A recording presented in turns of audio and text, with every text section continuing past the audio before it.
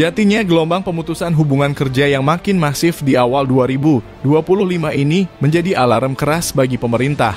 Data Asosiasi Pengusaha Indonesia yang mencatat hanya dalam 2 bulan pertama tahun ini sebanyak 73.992 pekerja terdampak PHK.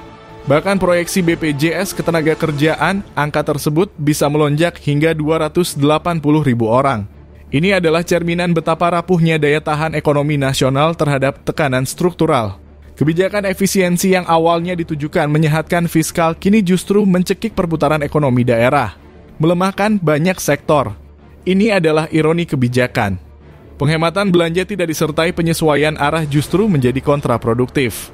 Pemerintah pusat dan daerah tampak gamang antara menjalankan perintah penghematan dan merespons realitas penderitaan pelaku usaha. Padahal negara adalah pemain utama dalam dinamika ekonomi nasional. Belanja pemerintah adalah penggerak. Maka ketika belanja dipangkas drastis, ekonomi tidak hanya melambat tapi bisa lumpuh.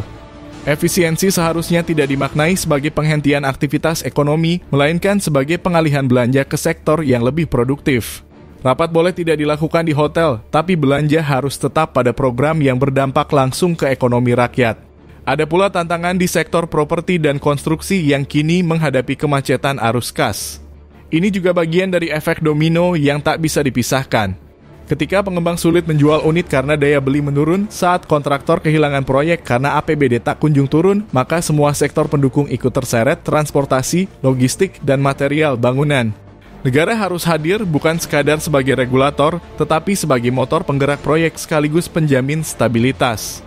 Oleh karena itu, para pemangku kebijakan harus berhenti memandang efisiensi anggaran sebagai tujuan tunggal. Tujuan utama kita adalah pemulihan ekonomi inklusif, penciptaan lapangan kerja, dan perlindungan terhadap sektor rentan. Itu hanya bisa dicapai jika negara hadir sebagai penyokong, bukan pengamat, apalagi sekadar tukang catat.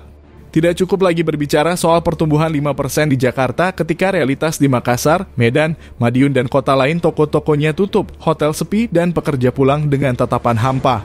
Mandi keringat tapi tak bawa duit. Pemerintah perlu menata ulang kebijakan fiskal dengan pendekatan lebih manusiawi dan strategis. Jangan sampai efisiensi anggaran justru mengecilkan harapan rakyat. Sebab ketika harapan ikut terpangkas, maka tak ada lagi yang tersisa untuk dipertahankan. Tim redaksi melaporkan.